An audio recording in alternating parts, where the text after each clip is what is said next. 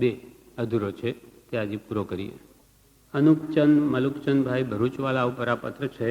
તેમાં કૃપાળુદેવ એમને લખે છે કે તમને બાહ્ય ક્રિયા આદિનો કેટલાક કારણથી વિશેષ વિધિ નિષેધ લક્ષ્ય જોઈને અમને ખેદ થતો કે આમ કાળ વ્યતીત થતાં આત્માવસ્થા કેટલી સ્વસ્થતા ભજે છે અને શું યથાર્થ સ્વરૂપના વિચાર કરી શકે છે કે તમને તેનો આટલો બધો પરિચય ખેદનો હેતુ લાગતો નથી. પોતે અનુપચંદભાઈ વિદ્વાન છે, સાધુ સાધ્વીઓને ભણાવે છે અને આ પ્રમાણે બાહ્ય ક્રિયા આદિનો કેટલા કારણથી વિશેષ વિધિ નિષેધનો લક્ષ્ય જોઈને અમને ખેદ થતો. એટલે કે તમારે આ પ્રમાણે તો વિધિ કરવી, એટલે પૂજા આમ જ કરવી, કટાસનું એટલા જ માપનું હોય કે મુપત્તિનું આ માપ હોય કે ચરવણાનું, કે આ પ્રમાણે તમારે બેસવું, આ બધું સાધારણ લક્ષ્ય રાખવા જેવી વસ્તુ છે. પણ એમાં જ વિશેષ વિધિ નિષેધમાં જ એમનો કાળ વ્યતીત થતો જોઈને કૃપાળદેવ જ્યારે એમને ત્યાં ગયા તો એમને ખેદ થયો કે આ બધું બાહ્ય ક્રિયામાં જ આખો દિવસ સમય ગાળવાથી કલ્યાણ આત્માનું કેવી રીતે થશે? કંઈક આત્માનું લક્ષ્ય થાય, આત્માના કષાયો અંદરથી કેમ ઘટે, એમ જ્ઞાન સહિત ક્રિયા જોઈએ. ક્રિયાનો બાદ નથી, ક્રિયા તો કરવી જ પડશે. ક્રિયા એકલું જ્ઞાનથી પણ કલ્યાણ નથી. માત્ર શાસ્ત્રો વાંચે કે વાતો કરે પણ કરે કંઈ નહીં તો પણ કલ્યાણ થાય નહીં. અને લક્ષ્ય વગર માત્ર ક્રિયાઓ કર્યા જ કરે, ખૂબ ધ્યાન કરે કે તપ કરે, પણ શા માટે? આ બધું તપ કરીને મારા અંતરના કશાય ભાવો કેમ ઘટતા નથી, રાગદ્વેષ કેમ ઓછા થતા નથી? એવો જો લક્ષ્ય ન હોય તો પણ એ ક્રિયા નિષ્ફળ જાય છે. એટલે શાસ્ત્રોમાં કહ્યું જ્ઞાન ક્રિયાભ્યામ મોક્ષ. ક્રિયા કરવી પણ જ્ઞાન સાથે કરવી, સમજણપૂર્વક કરી.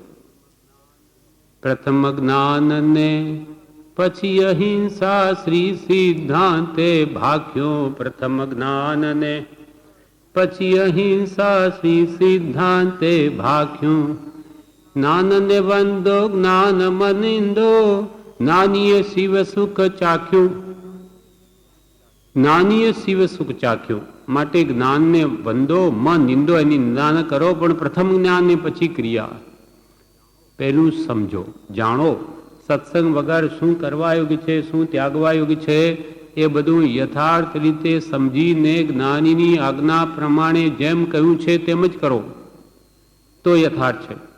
એટલે કે છે તમને બાહ્ય ક્રિયા આદિનો કેટલાક કારણથી વિશેષ પ્રમાણમાં વિધિ નિષેધનો લક્ષ્ય જોઈને અમને ખેદ થતો કે આમાં કાળ વ્યતીત થતાં આખો દિવસ વિધિ નિષેધ આમ કરો ને એમ ન કરો, એમ જ કાળ વ્યતીત થતાં આત્માવસ્થા કેટલી સ્વસ્થતા ભજે છે અને શું યથાર્થ સ્વરૂપનો વિચાર કરી શકે છે કે તમને તેનો આટલો બધો પરિચય ખેદનો હેતુ લાગતો નથી? આખો દિવસ આ બાહ્ય ક્રિયાના જ વિધિ નિષેધમાં રહેવાથી તમારી આત્માવસ્થા એટલે આત્માની અવસ્થા કેટલી સ્વસ્થતા ભજે છે. તમારો આત્મા સ્વસ્થ પરિણામી કેટલો રહે છે? પોતામાં સ્થિત અથવા તમારી આત્મ જાગૃતિ કેટલી રહે છે? આત્માનો લક્ષ્ય કેટલો રહે છે શુદ્ધિનો? વ્યતીત થતાં આત્માવસ્થા કેટલી સ્વસ્થતા ભજે છે અને શું યથાર્થ સ્વરૂપનો વિચાર કરી શકે છે અને પોતાના આત્મ સ્વરૂપનો યથાર્થ વિચાર કેટલો કરી શકે છે? એ તમને તેનો આટલો બધો પરિચય ખેદનો હેતુ લાગતો નથી કે આખો દાડો હું કરું છું તો એનું મને પરિણામ શું, લાભ શું, શું આવી રહ્યો છે એનો તમને કેમ ખ્યાલ આવતો નથી, એનો ખેદ કેમ થતો નથી? કે તમને આટલો બધો પરિચય ખેદનો હેતુ લાગતો નથી? સહજ માત્ર જેમાં ઉપયોગ દીધો હોય તો ચાલે તેવું છે. સહજ માત્ર તે ક્રિયા આમ કરવી કે તેમ કરવી એમાં ઉપયોગ દીધો હોય તો ચાલે તેવું છે. તેમાં લગભગ જાગૃતિના કાળનો ઘણો ભાગ વ્યતીત થવા જેવું થાય છે. તે કેને અર્થે? સહજ માત્ર ધ્યાન દેવાથી એ કામ થઈ શકે છે. તેના બદલે જાગૃતિ કાળનો ઘણો ભાગ એટલે દિવસનો ઘણો મોટો ભાગ આ વિધિ નિષેધમાં જ વ્યતીત થવા જેવું થાય છે. તે કેને અર્થે અને તેનું શું પરિણામ? કેના માટે ને એનું પરિણામ શું, ફળ શું આવે છે એનું? તે શા માટે તમને ધ્યાનમાં આવતું નથી? એ વાત કેમ તમારા ધ્યાનમાં આવતી નથી? તે વિશે ક્વચિત કંઈ પ્રેરવાની ઈચ્છા થયેલી સંભવે છે. અમે જ્યારે રૂબરૂ તમને મળ્યા તે વખતે તમારી આવું વર્તન તમારું જોઈને ક્વચિત તમને પ્રેરણા કરવાની પણ ઈચ્છા થયેલી, પણ તમારી તથારૂપ રુચિ અને સ્થિતિ ન દેખાવાથી પ્રેરણા કરતા કરતા વૃત્તિ સંક્ષેપી લીધેલી. કે તમને કંઈ કહીએ એવો ભાવ ઉપજો, પણ તમારી તેવી કોઈ રુચિ જોવામાં ના આવી અને તમારી સ્થિતિ પણ આ વખતે કંઈ કહીએ તો કંઈ લાભ થાય એવું નથી. પણ તમારી તથારૂપ એટલે તેવી રુચિ અને સ્થિતિ ન દેખાવાથી પ્રેરણા કરતા કરતા વૃત્તિ સંક્ષેપી લીધેલી. એટલે અમે વૃત્તિને પાછી વાળી લીધી કે હમણાં કોઈ કહેવામાં સાર નથી, કહીશું તઈ તો પણ એમને કંઈ અસર થાય એવું નથી. એટલે અમે ભાવ ઉપજો પણ એ વૃત્તિને અમે સંક્ષેપી લીધેલી. હજી પણ તમારા ચિત્તમાં આ વાતને અવકાશ આપવા યોગ્ય અવસર છે. હજુ પણ તમે તમારા ચિત્તમાં આ વાતને અવકાશ આપો તો ઠીક છે, હજુ અવસર છે. એટલે કે જાગ્યા ત્યાંથી સવાર કંઈ નહીં, હમણાં સહી, હમણાં ધ્યાન આપી અને આ પ્રમાણે અંતરાત્મા શુદ્ધિનું લક્ષ્ય કરી લો. હજી પણ તમારા ચિત્તમાં આ વાતને અવકાશ આપવા યોગ્ય અવસર છે. લોકો માત્ર વિચારવાન કે સમ્યક દ્રષ્ટિ સમજે તેથી કલ્યાણ નથી. તમે વિદ્વાન છો, ભલે બધાને ભણાવો છો, તમને મોટા ગણશે, વિદ્વાન ગણશે, સમકીતી ગણશે, જ્ઞાની ગણી લેશે. લોકોમાં તો કંઈક વધારે જાણે એટલે જ્ઞાની એમ પણ કહી દે, પણ તેથી કંઈ જ્ઞાની થઈ જાય નહીં, આત્મજ્ઞાન આવે નહીં. કે સમ્યક દ્રષ્ટિ ગણે તેથી સમકીતી કે તેથી કંઈ આવે નહીં. લોકો માત્ર તમને વિચારવાન કહેશે, લોકો માત્ર વિચારવાન કે સમ્યક દ્રષ્ટિ સમજે એટલે સમકીતી તમને માને તેથી કલ્યાણ નથી. તેથી કલ્યાણ નથી. લોકો છાપ આપવાથી તે ગુણો આપણા અંદર આવી જવાના નથી. તેથી કલ્યાણ નથી. અથવા બાહ્ય વ્યવહારના ઘણા વિધિ નિષેધના કર્તૃત્વના મહાત્મ્યમાં કંઈ કલ્યાણ નથી. એમ અમને તો લાગે છે, કૃપાલ કે અમને તો એમ લાગે છે કે આવી રીતે માત્ર બાહ્ય ક્રિયાઓમાં જ પડ્યું રહેવું અંતરંગના લક્ષ્ય વગર, તેથી જીવનું કાંઈ કલ્યાણ નથી. પુણ્ય બંધાય એ વાત જુદી છે, આવું તો અનંતવાર બાંધ્યું, પણ એ મોક્ષ માર્ગમાં કામ આવે નહીં, એને જન્મ મરણથી છોડાવે નહીં. માટે એટલે નહીવત જ કહ્યું છે. લોકો માત્ર તમને વિચારવાન કે સમ્યક દ્રષ્ટિ સમજે તેથી કલ્યાણ નથી. અથવા બાહ્ય વ્યવહારના ઘણા વિધિ નિષેધના કર્તૃત્વના મહાત્મ્યમાં એનું જ મહાત્મ્ય લોકોમાં કહેવાથી કાંઈ કલ્યાણ નથી, એમ અમને તો લાગે છે. પૃષ્ઠ 527 ઉપર કૃપાલદેવ ફરી આ વાત વિશે લખે છે. આત્મસિદ્ધિની છઠ્ઠી ગાથાઓ ના વિવેચનમાં કૃપાલદેવ વિસ્તાર કર્યો છે. તેમાં કહે છે કે અત્રે જે જીવો ક્રિયા જડ છે તેને એવો ઉપદેશ કર્યો કે કાયા જ માત્ર રોકવી તે કાંઈ આત્મજ્ઞાનની પ્રાપ્તિના હેતુ નથી. કોઈ ક્રિયા જડ થઈને, આનો અર્થ છે કે અત્રે કોઈ ક્રિયા જડ છે તેને એવો ઉપદેશ કર્યો જ્ઞાનીઓએ કે તમે કાયા જ માત્ર રોકવી એ આત્મજ્ઞાનની પ્રાપ્તિના કારણ નથી. અહીંયા આવીને આપણે બેસી ગયા કે ભાઈ અમે તો ભક્તિમાં બેઠા છીએ કે સામાયિક લઈને બેઠા. આમ ક્રિયા માત્ર રોકીને બેસી રહેવું કે પછી વાતોમાં વખત પસાર કરી દેવો અને પોણો કલાક પૂરો થઈ ગયો એટલે સામાયિક થઈ ગયું એમ માની લેવું નહીં. એમ એથી આત્માનું હિત ન થાય. અત્રે જે જીવો ક્રિયાજળ છે તેને એવો ઉપદેશ કર્યો કે કાયા જ માત્ર રોકવી તે કંઈ આત્મજ્ઞાન પ્રાપ્તિના હેતુ નથી. વૈરાગ્યાદિ ગુણો આત્મજ્ઞાનની પ્રાપ્તિના હેતુ છે. વૈરાગ્ય, ઉપશમ, ત્યાગ, ભક્તિ એ આત્મજ્ઞાનની હેતુના એ આત્મજ્ઞાનની પ્રાપ્તિના હેતુ છે, કારણો છે. બાકી ખાલી એકાંતે કાયાથી ક્રિયા કરીએ જ્ઞાનના લક્ષ્ય વગર એ કાંઈ ફળીભૂત થવાની નથી. પણ વૈરાગ્યાદિ ગુણો આત્મજ્ઞાનની પ્રાપ્તિના હેતુ છે. માટે તમે તે ક્રિયાને અવગાહો, એટલે ઊંડા ઉતરીને તે ક્રિયાનો વિચાર કરો કે આપણે આ બધું વિધિ નિષેધ યુક્ત જે ક્રિયાઓ કરીએ છીએ એનું ફળ શું આવે છે, અંતર આત્મશુદ્ધિ શું થાય છે, રાગદ્વેષ કે વિકારો અંતરના ઘટે છે અથવા ઘટાડવા પ્રત્યે લક્ષ્ય છે ક્રિયાઓ કરીને પણ. માટે તમે તે ક્રિયાને અવગાહો અને તે ક્રિયામાં પણ અટકીને રહેવું ઘટતું નથી.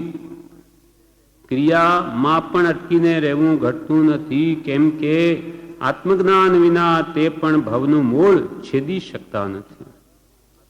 ખાલી ક્રિયા જ આત્મજ્ઞાન વગર એ સંસારના મૂળને છેદી શકે નહીં. માટે આત્મજ્ઞાનની પ્રાપ્તિને અર્થે તે વૈરાગ્યાદિ ગુણોમાં વર્તો. આત્મજ્ઞાનની પ્રાપ્તિને અર્થે મારે આ જપ તપ ભક્તિ સ્વાધ્યાય કે કોઈ પણ ક્રિયા કરીને પણ આત્મજ્ઞાન મેળવવું છે. હું કોણ છું એનું મને ભાન ઓળખાણ કરવી છે. અને પરમમાં મારાપણું કરી બેઠો હોઉં તો એ મારાપણું કાઢવું છે. સ્વમાં સ્વબુદ્ધિ કરવી છે, પરમમાં પરબુદ્ધિ કરવી છે. એના માટે આ બધી ક્રિયાઓ છે. અને તે ક્રિયામાં પણ અટકીને રહેવું ઘટતું નથી. આત્મજ્ઞાન વિના એ ભવનું મૂળ છેદી શકે નહીં. માટે આત્મજ્ઞાનની પ્રાપ્તિને અર્થે તે વૈરાગ્ય આદિ ગુણોમાં વર્તો. અને કાય ક્લેશ રૂપ પણ કષાય આદિનું જેમાં તથારૂપ કંઈ ક્ષીણપણું થતું નથી તેમાં તમે મોક્ષ માર્ગનો દુરાગર રાખો નહીં. એમ ક્રિયાજળને કહ્યું. તમે કાયાને સૂકવી નાખો તપ આદિ કરીને અને અંદરના કષાયો એ એમને એમ રહે છે, એ સુકાતા નથી. ક્રોધમાન માયાલોક તો આવું તો અનંતવાર કર્યું. ક્રિયાએ શું કાયાએ શું દોષ કર્યો છે? પણ એને દંડ આપીને પણ વિશેષ પ્રમાદ તજી આત્મશુદ્ધિ કરો તો એ પણ કાર્ય કરતા છે. પણ માત્ર કાયાને ક્રશ કરો ને કષાય રહી જા તો એથી કે જીવનું કલ્યાણ નહીં થાય.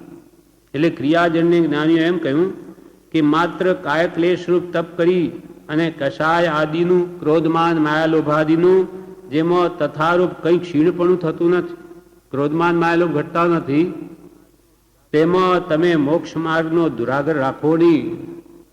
એવી માત્ર લક્ષ્ય વગરની ક્રિયામાં તમે મોક્ષ થશે અમારો એવો દુરાગર રાખો નહીં. એમ ક્રિયાજળને કહ્યું. અને શુષ્ક જ્ઞાનીને શું કહ્યું? અને જે શુષ્ક જ્ઞાનીઓ ત્યાગ વૈરાગ્યાદિ રહિત છે, માત્ર વાચા જ્ઞાની છે, તેને એમ કહ્યું કે વૈરાગ્ય આદિ સાધન છે તે આત્મજ્ઞાનના પ્રાપ્તિના કારણો માત્ર. તેને એમ કહ્યું કે વૈરાગ્યાદિ સાધન છે તે આત્મજ્ઞાનની પ્રાપ્તિના કારણ છે. કારણ વિના કાર્યની ઉત્પત્તિ થતી નથી. કે તમે માત્ર જ્ઞાનની મોટી વાતો કરો છો, દેહથી આત્મા ભિન્ન છે વગેરે, એને તો કર્મ બળગે જ નહીં. એ તો શુદ્ધ બુદ્ધ ચેતનની ઘન છે આત્મા. આમ વાતો કરીને જીવનમાં કોઈ ત્યાગ નથી, કોઈ વૈરાગ્ય નથી, ઉપશમ નથી, કે સત્પુરુષના ગુણો પ્રત્યે ભક્તિ નથી, તો એ તમારું વાચા જ્ઞાન તમને મુક્તિ ના આપે. માટે કંઈ વૈરાગ ઉપશમ લાવો, કશાયો ઘટાડો, કંઈક ક્રિયા કરો, સમ્યક જ્ઞાનના લક્ષ્યપૂર્વક ક્રિયા કરો. એટલે શુષ્ક જ્ઞાનીને ક્રિયા કરવાનો બોધ આપ્યો, કેમ કે એ કંઈ કરતો નથી અને ક્રિયાજળ માત્ર ક્રિયા જ કરે છે અને આત્માનો લક્ષ્ય જ નથી શુદ્ધિનો. એટલે એને એમ કહ્યું કેમ કે પક્ષી બે પાંખે ઉડે, બે હાથે તાળી પડે, તેમ જ્ઞાન જ્ઞાન અને ક્રિયાથી જ થાય. એકલું ક્રિયાથી પણ ન થાય અને એકલું જ્ઞાન માત્ર વાચા જ્ઞાનથી પણ કલ્યાણ નહીં થાય. એટલે તમે હજુ શુષ્ક જ્ઞાની ને જ્ઞાની પર શું કહ્યું કે તમે વૈરાગ્યાદી પણ પામ્યા નથી તો આત્મજ્ઞાન ક્યાંથી પામ્યા હો? તે કંઈક આત્મામાં વિચારો, તમારા જીવનમાં કંઈ ત્યાગ વૈરાગ્ય બિલકુલ નથી ને જ્ઞાનની મોટી વાતો કરો તો એ જ્ઞાન વૈરાગ્ય વગર આવ્યું ક્યાંથી? એ વિચારો. સંસાર પ્રત્યે બહુદાસીનતા, દેહની મૂર્છાનું અલ્પત્વ, ભોગમાં અનાસક્તિ તથા માનાદિનું પાતળાપણું એ આદિ ગુણો વિના તો આત્મજ્ઞાન પરિણામ પામતું નથી. ત્યાગ વૈરાગ ન ચિત્તમાં થાય ન તેને જ્ઞાન. ત્યાગ વૈરાગ હજુ તમારા અંતર પરિણમ્યા નથી અંદરમાં અને તમે જ્ઞાન થયું એમ કહો, એ કેવી રીતે બની શકે? જે જ્ઞાની હોય, આત્મજ્ઞાન જેને થયું હોય તેને તો સંસાર પ્રત્યે બહુ ઉદાસીનતા હોય, વૈરાગ્ય હોય અત્યંત, દેહની મૂર્છાનું અલ્પત્વ હોય, દેહ પ્રત્યે એટલો મમત્વ ભાવ હોય નહીં, ભોગમાં અનાસક્ત ભાવ હોય, માનાદિ કશાય પાતળા પડી ગયા હોય, એ આદિ ગુણો વિના તો આત્મજ્ઞાન પરિણામ પામતું નથી. અને આત્મજ્ઞાન પામીએ તો તે ગુણો અત્યંત દ્રઢ થાય છે, વધારે પડતા. આ આવ્યા પછી તો આત્મજ્ઞાન થાય ગુણો, અને એ ગુણો સાથે આત્મજ્ઞાન આવે તો એ ગુણો વધારે દ્રઢ થાય છે. કેમ કે આત્મજ્ઞાન રૂપ મૂળ તેને પ્રાપ્ત થયું, આત્મજ્ઞાનનો આધાર મળ્યો. માટે સંસાર પ્રત્યે ઉદાસીન ભાવ કે દેહ પ્રત્યે દેહાધ્યાસનું ઘટવું કે ભોગામાં અનાસક્તિ કે માનાદિનું પાતળાપણ એ તો વધારે દ્રઢ થાય જ્ઞાન આવ્યા પછી, એ ગુણો વધારે મજબૂત. અને આત્મજ્ઞાન પામીએ તો તે ગુણો અત્યંત દ્રઢ થાય છે. કેમ કે આત્મજ્ઞાન રૂપ મૂળ તેને પ્રાપ્ત થયું, તેને બદલે તમે આત્મજ્ઞાન અમને છે માનો છો અને આત્મામાં તો ભોગાદિ કામનાની અગ્નિ બળ્યા કરે છે. અમને આત્મજ્ઞાન છે અને અંદરમાં ભોગાદિ કામનાની અગ્નિ બળ્યા કરે છે. પૂજા સત્કાર આદિની કામના વારંવાર સ્ફુરાયમાન થાય છે. સહજ અશાતાએ બહુ આકુળ વ્યાકુળતા થઈ જાય છે. તે કેમ લક્ષ્યમાં આવતા નથી કે આ આત્મજ્ઞાનના લક્ષણો નહીં? અંદરમાંથી ઈચ્છાઓ, વાસનાઓ, કામનાઓ ભોગાદિની જતી નથી. પૂજાવા મનાવવાની કામનાઓ વારંવાર સ્ફુરાયમાન થયા કરે છે અને સહજ અશાતા શરીરમાં કંઈ આવી પડે તો બહુ આકુળ વ્યાકુળ થઈ જાય છે. કેમ તમે કહો છો અમે તો આત્મા છીએ, હવે શું થઈ ગયું? જ્યારે દેહમાં રોગ આવે બધું ભૂલાઈ ગયું કે મને દુઃખ થાય છે, એમ બહુ આકુળ વ્યાકુળતા થઈ જાય. તે કેમ લક્ષ્યમાં આવતા નથી કે આ આત્મજ્ઞાનના લક્ષણો નહીં? એમ અહીંયા કે છે કૃપાળદેવ આજ પત્રાંક 702 કે તમે આ બાહ્ય વ્યવહારના ઘણા વિધિ નિષેધના કર્તૃત્વના મહાત્મ્યમાં કંઈ કલ્યાણ નથી. એકાંતે આવી જડ ક્રિયામાં જ પરિણમવું, અંતરના લક્ષ્ય વગર, એમાં આત્માનું કંઈ હિત નથી એમ અમને તો લાગે છે. આ કંઈ એકાંતિક દ્રષ્ટિએ લખ્યું છે અથવા કંઈ અન્ય હેતુ છે એમ વિચારવાનું છોડી દઈ જે કંઈ તે વચનોથી અંતર્મુખ વૃત્તિ થવાની પ્રેરણા થાય તે કરવાનો વિચાર રાખવો એ જ સુવિચાર દ્રષ્ટિ છે. કૃપાલદેવ કહે છે આ મેં લખ્યું છે તે એકાંતિક દ્રષ્ટિએ લખ્યું છે અથવા કોઈ એનો અન્ય હેતુ છે એમ માનશો નહીં. કોઈ એકાંતે નથી, સ્યાદવાદ છે. એકાંતે અમે કોઈ તમારી કરેલી ક્રિયાનો નિષેધ કરતા નથી કે એકાંતે જ્ઞાનને પણ કહેતા નથી, પણ જ્ઞાન અને ક્રિયા બે જોઈશે. એટલે તમે એકાંતે આ માનશો નહીં કે આ ક્રિયાનો નિષેધ કરે છે. કોઈ પણ જ્ઞાની કોઈ પણ સમ્યક ક્રિયાનો નિષેધ કરે જ નહીં, પણ તે સમ્યક હોવી જોઈએ, જ્ઞાન સહિત હોવી જોઈએ. આ કંઈ એકાંતિક દ્રષ્ટિએ લખ્યું છે. અમે કે એકાંતિક કૂટી માર્યું છે, અહીંયા જડ ક્રિયા નહીં કરવી એવું નથી કહેવું, અથવા અન્ય કંઈ અમારો કહેવાનો હેતુ છે એમ વિચારવું છોડી દઈ જે કંઈ તે વચનોથી અંતર્મુખ વૃત્તિ થવાની તમને પ્રેરણા થાય તે કરવાનો વિચાર રાખવો એ જ સુવિચાર દ્રષ્ટિ છે. અમે તો આ વાત લખીને તમારી વૃત્તિ બાહ્ય છે, ક્રિયામાં માત્ર તે અંતર્મુખ થાય અને તમારી અંતર આત્મદ્રષ્ટિ ખુલે. તે વચનોથી અંતર્મુખ વૃત્તિ થવાની તમને પ્રેરણા થાય. તે કરવાનો વિચાર રાખવો એ સુવિચાર દ્રષ્ટિ છે. બીજો અમારો કોઈ ઉદ્દેશ નથી. તમે અંતર આત્મશુદ્ધિનો હવે લક્ષ્ય કરો અને એ બાહ્ય પ્રત્યે ઓછું ધ્યાન આપો એટલે એમાં બધો કાળ એમાં ગાળો નહીં. ફરી કે છે લોક સમુદાય કોઈ ભલો થવાનો નથી અથવા સ્તુતિ નિંદાના પ્રયત્નાર્થે આ દેહની પ્રવૃત્તિ તે વિચારવાને કર્તવ્ય નથી. લોક સમુદાય કોઈ ભલો થવાનો નથી. તમે આમ કરો કે તેમ કરો, એ લોક સમુદાય કોઈ કાલે ભલો થાય નહીં અને એ ભલો થવાથી કે એને રંજિત કરવાથી આપણું કલ્યાણ પણ નથી. લોક સમુદાય કોઈ ભલો થવાનો નથી અથવા સ્તુતિ નિંદાના પ્રયત્નાર્થે આ દેહની પ્રવૃત્તિ તે વિચારવાનને કર્તવ્ય નથી. એટલે આપણે આવું બધું બાહ્ય શુદ્ધિ રાખીએ તો લોકો આપણી સ્તુતિ કરશે, પ્રશંસા કરશે કે હો કેવો એટલો તો કે કેટલા આ લોકો જુઓ એકદમ કેટલા કટ્ટર છે, દ્રઢ છે ધર્મમાં.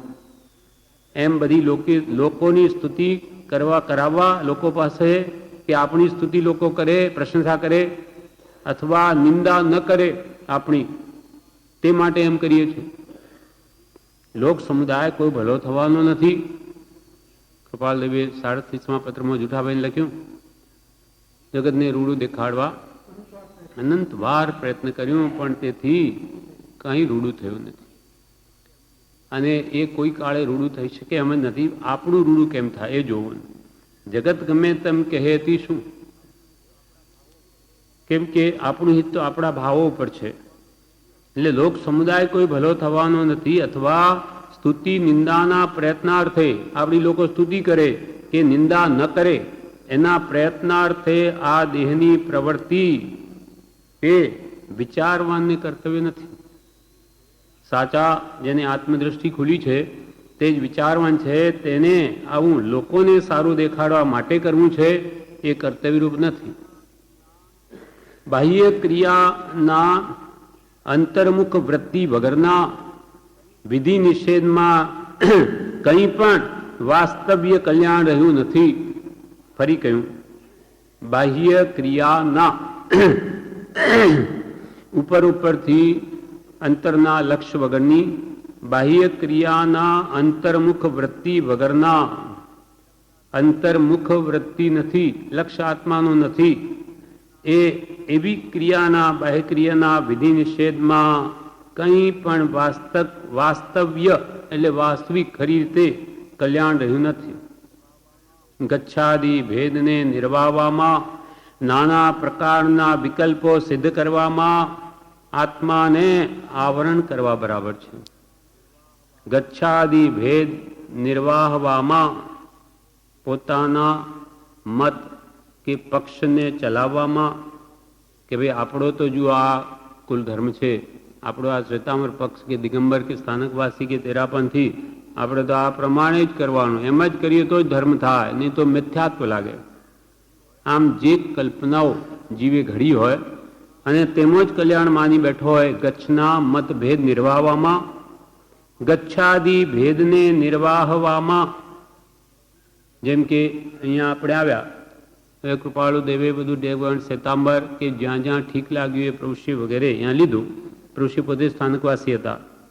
જ્યારે કૃપાળદેવ મળ્યા, એમની આજ્ઞામાં આવ્યા, એ સમ્યક જેમ એમણે કહ્યું દિગંબર શ્વેતાંબર સ્થાનકવાસી બધો ભેદ કઢાવી નાખ્યો, કાંઈ રાખ્યું નહીં. એ બધું થઈ ગયું. હવે અહીંયા આપણે આવ્યા પછી પણ આ પ્રતિક્રમણ તો આપણું જ કરાય. અહીંયા ગમે તે થાય પણ આપણે સ્થાનકવાસી એટલે આપણું જ કરવું, અથવા આપણે તો દિગંબર એટલે એમ જ કરવું. તો એ ક્રિયાનો મતાગ્રહ જે છે છૂટ્યો નથી. એટલે કે છે આવા બધા સ્વમતી કલ્પનાએ નિર્ણય કરવામાં કોઈ જીવનું કલ્યાણ નથી. નાની કહે તેમ કરવું એમાં આપણું હિત છે. અને અંદરથી જૈન નામ ધરાવે પણ કૃપાલ કે કલ્યાણ નથી. જૈન નામથી કલ્યાણ નથી, પણ જીનેશ્વરોએ જે રાગ દ્વેષ અજ્ઞાન કાઢ્યા તે આપણે કરીએ તેવું તો જીન સાચા જીનના અનુયાયી કોણ કે જીન કોણ રાગદ્વેષને અજ્ઞાન જીત્યા તે જીનેશ્વર એવા તીર્થંકરોએ જે માર્ગ આચર્યો તે પ્રમાણે આપણે આચરીએ એટલે આપણે પણ રાગદ્વેષ અજ્ઞાનને કાઢીએ કે કાઢવા પ્રયત્ન કરીએ તો આપણે એને અનુયાયી કહેવાઈએ. જૈન નામથી પણ કલ્યાણ નથી અથવા ગમે તે ગચ્છ કે મત એનું છાપ લગાડવાથી આત્માનું કલ્યાણ નથી. એટલે કૃપાલ કે કોઈ ગચ્છમતની જે કલ્પના તે નહીં સદવ્યવહાર. આત્મવિચાર કર્તવ્યરૂપ ધર્મ ભજવો યોગ્ય છે. એટલે આ મત મતારના ભાવ ભૂલી દો, તમે ભૂલી જાઓ, તમારે આત્માની શુદ્ધિ કરો. અનાદિથી અંદરમાં કશાય ભાવો છે કે વિષયો કે કશાય કે નો કશાય કે મિથ્યાત્વ એ મોહનીય કર્મની 28 પ્રકૃતિઓ જેને કાઢો તો સર્વ દુઃખથી તમે મુક્ત થઈ જશો. અને આ નહીં કાઢો તો ગમે તે લેબલ ધરાવો મત પક્ષના, એથી કંઈ કલ્યાણ થાય નહીં.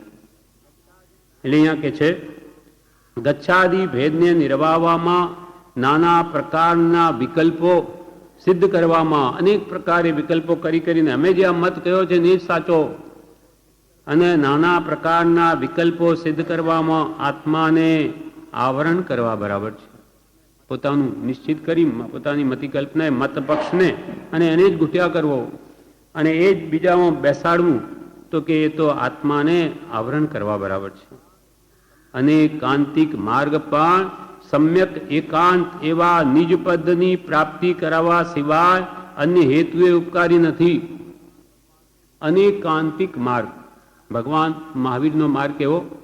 અનેકાંતિક એટલે કે સ્યાદવાદયુક્ત અથવા અપેક્ષાવાદ અને એકાંતવાદ સ્યાદવાદયુક્ત ભગવાન મહાવીરનો માર્ગ છે. તો એ અનેકાંત માર્ગ પણ સમ્યક એકાંત એવા નિજ પદની પ્રાપ્તિ કરાવવા સિવાય બીજા કોઈ અન્ય હેતુ ઉપકારકારક નથી. ભગવાન મહાવીરે આ સ્યાદવાદ માર્ગ કેમ કહ્યો? તો કે વસ્તુમાં અનંત ગુણધર્મ છે, એ બધા એક સાથે જણાવાય નહીં એટલે અનેકાંતિક માર્ગ કાઢ્યો. એ કહીને પણ એ માર્ગ પણ મૂળ શા માટે છે? તો કે સમ્યક એકાંત એવા નિજ પદની પ્રાપ્તિ કરાવવા માટે છે. એટલે માત્ર પોતાના સ્વરૂપની પ્રાપ્તિ કરાવવા માટે જ છે. એ અનેકાંત માર્ગનું બીજું કોઈ પ્રયોજન નથી. આપણને આપણી જાતની ઓળખાણ કરાવવી છે. તો આત્મા છું, રાગ દ્વેષ તારો સ્વભાવ નથી, કશાય ભાવો પણ તારો સ્વભાવ નથી, દેહ તારાથી સાવ ભિન્ન છે.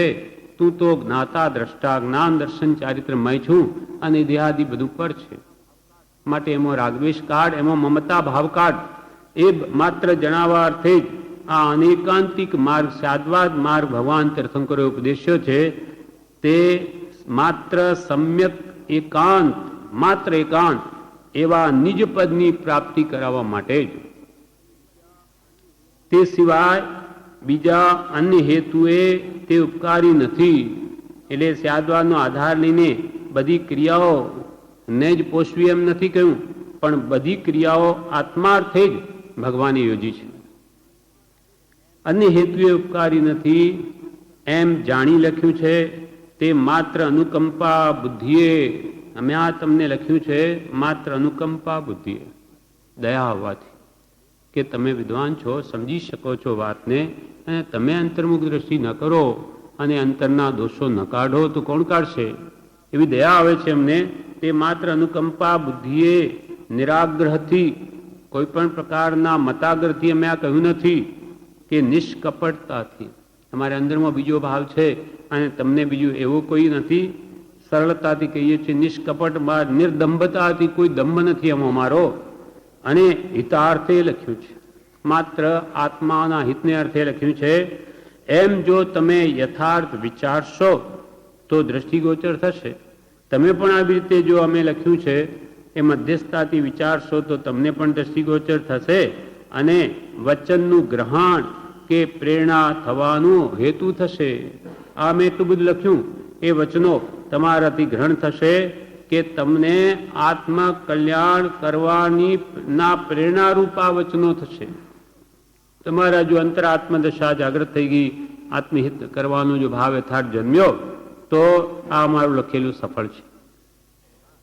સમાધિ મરણ એમને થાય એના માટે એમને કૃપાલદેવને લખ્યું. તેના જવાબમાં લખ્યું કે તમે હવે સમાધિ મરણ કરવું હોય તો અંતરાત્મ લક્ષ કરો. આ બાહ્ય ક્રિયા વિધિ નિષેધમાં સમય ગાળો નહીં, અને અંતરાત્મ શુદ્ધિ માટે જ ભગવાને બધું જ કહ્યું છે. બધી જપ તપ ક્રિયા સ્વાધ્યાય ભક્તિ આદિ બધા યોગ એક આત્મ પ્રાપ્તિને માટે કહ્યા છે. તો હવે એ લક્ષ્ય કરો ને એની પ્રાપ્તિ કરો. આ પ્રમાણે આ પત્ર પૂરો થયો. અને એમની એવી ઉત્કૃષ્ટ ભાવના હતી. કૃપાળદેવે પ્રત્યે સમાધિ મણની ભાવના કરી, કેમ કે કોઈ સાધુ સાધ્વી સંપ્રદાયમાં જણાયો નહીં, એટલે કૃપાળદેવ પ્રત્યે એવો ભાવ કર્યો, સાચા હૃદયથી કર્યો હશે તો એમનો ભાવ પણ ફળીભૂત થયો.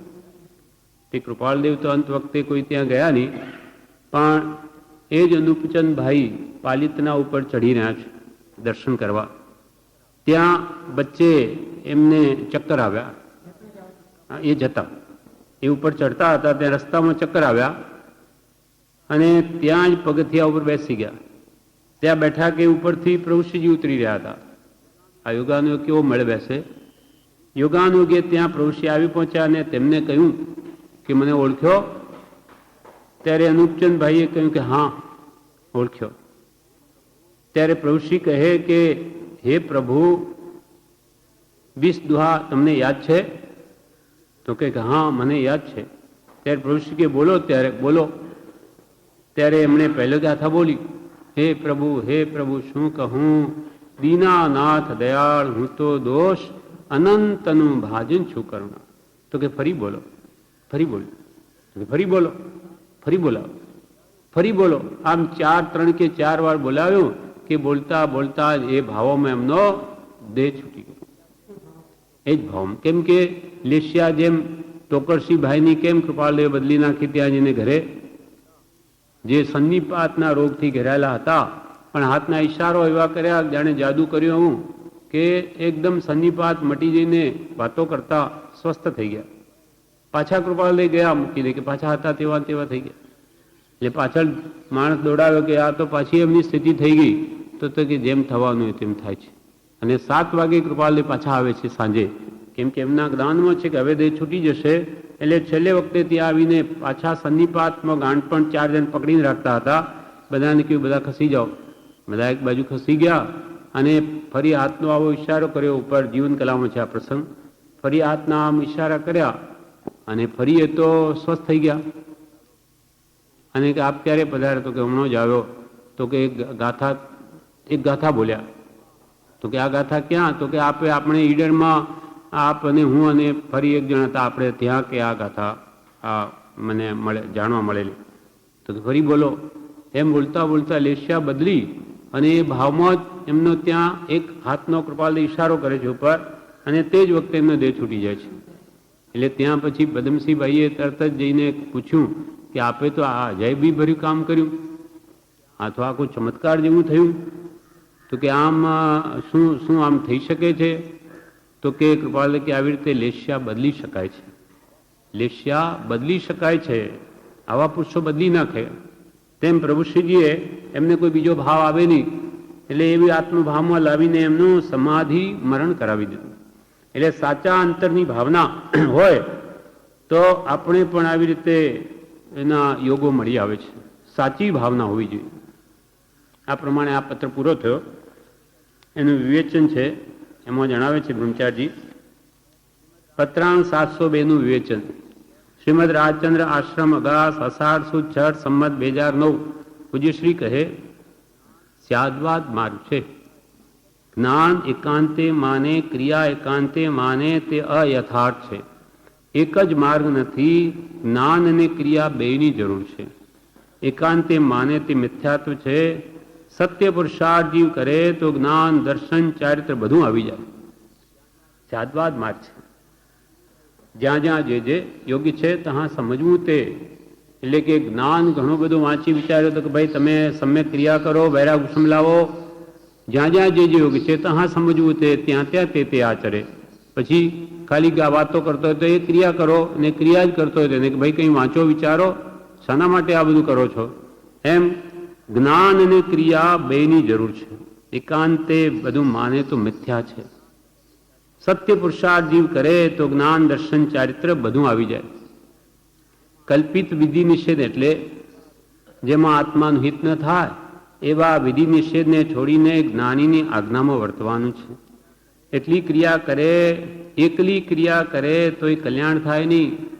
શુષ્ક જ્ઞાની થાય તો પણ કલ્યાણ થાય નહીં.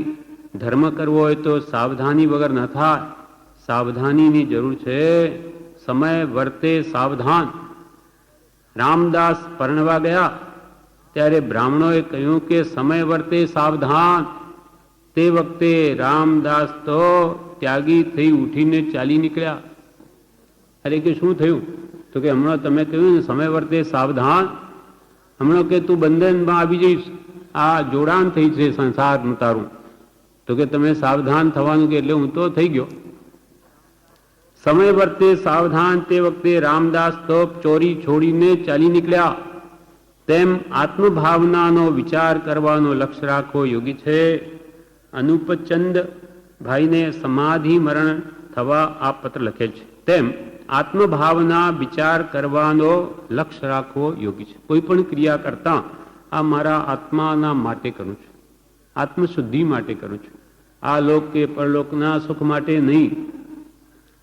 આત્માર્થી જીવ થયો હોય તે જ ખરેખર વિચારવાન કહેવાય અને તે આત્માર્થનો જ લક્ષ્ય રાખી પુરુષાર્થ કર્યા કરે. કેવળ જ્ઞાન થતા સુધી તેવો પુરુષાર્થ કરવાનો છે. જ્ઞાની પુરુષોએ આત્માને માટે જ સર્વ ક્રિયા કહી છે. જ્ઞાની પુરુષોએ આ બધી ક્રિયા રાગ દ્વેષ કામ ક્રોધ માન માયા લોભાદી ભાવો કાઢવા માટે જ કહી છે. જે કરું તે આત્માને માટે જ કરું એ લક્ષ્ય ભૂલાવો ન જોઈએ. મરણ તો ક્ષણે ક્ષણે થઈ રહ્યું છે. ક્રિયામાં જીવને અભિમાન થાય છે કે મેં કર્યું, હું કરું છું. કંઈક ક્રિયા માર્ગે અસદ અભિમાન, વ્યવહાર આગ્રહ સિદ્ધિ મોહ પૂજા સત્કારાદિ યોગ અને દૈહિક ક્રિયામાં આત્મનિષ્ઠાદિ દોષોનો સંભવ રહ્યો છે. એમ જે 832 કે પત્રામાં કહ્યું છે, 693 બરોબર. એટલે ક્રિયા કરીને જો અભિમાન કરે કે હું કેટલું બધું જો આ બધું ક્રિયા કરું છું, સામાયિક કરું, પ્રતિક્રમણ કરું, પૂજા કરું, એથી વિશે શું? અને તમે તો કંઈ કરતા જ નથી. તો આ શું? અભિમાન આવી ગયું. અને અંદરમાં એવો વેદાંત હોય તો એ યોગ્ય નથી. કેમ કે મોહન વરને માન સંઘાતે વેરજો. મોહન વર એટલે ભગવાન. ભગવાનને માન સંઘાતે વેર છે.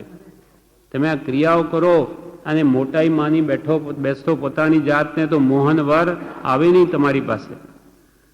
એટલે કે ભગવાન તમારા અંદરમાં વસે નહીં. કેમ કે અંદરમાં તો ક્રિયા કરીને અહમ પડ્યો છે. મોહન વરને માન સંઘાતે વેરજો એટલે હું પણ હોય ત્યાં પ્રભુ ન હોય. હું પણ હું કરું એ જ જ્ઞાનતા જ્યાં હોય ત્યાં પ્રભુ ન હોય. ક્ષણે ક્ષણ સુધારી લેવી એટલે મરણ સુધરી જ જશે. સમય સમય આપણો ઉત્તમ ભાવમાં ગાડીએ તો મરણ કે છે સુધરવાનું છે. ક્ષણ સુધારી લેવી એટલે મરણ સુધરી જ જશે. કારણ કે જે કરવામાં આવે છે તેની રહસ્યભૂત મતિ મરણ સમયે આવી જાય છે. આખી જિંદગી આપણે જેવા ભાવો કર્યા છે તેનો સરવાળો અંત વખતે આવી રહેશે. મરણ વખતે સારા ભાવો હશે તો આપોઆપ મન શુદ્ધિ રહેશે અને હિંસા આરંભ પરિગ્રહ કે બીજા વિષય કષાયમાં જ આખું જીવન પૂરું કર્યું છે તો અંત વખતે એ જ આવશે. રૂઢિ ધર્મ પ્રમાણે સર્વે સાધન કરે છે પરંતુ તેમાં જ્ઞાની પુરુષો કલ્યાણ જોતા નથી.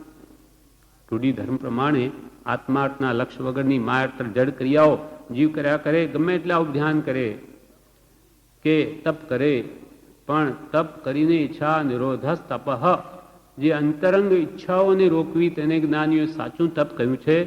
એ જો લક્ષ્ય ન હોય તો આવું બાહ્ય તપ તો પુણ્ય બંધાવીને સંસાર જ વધારે.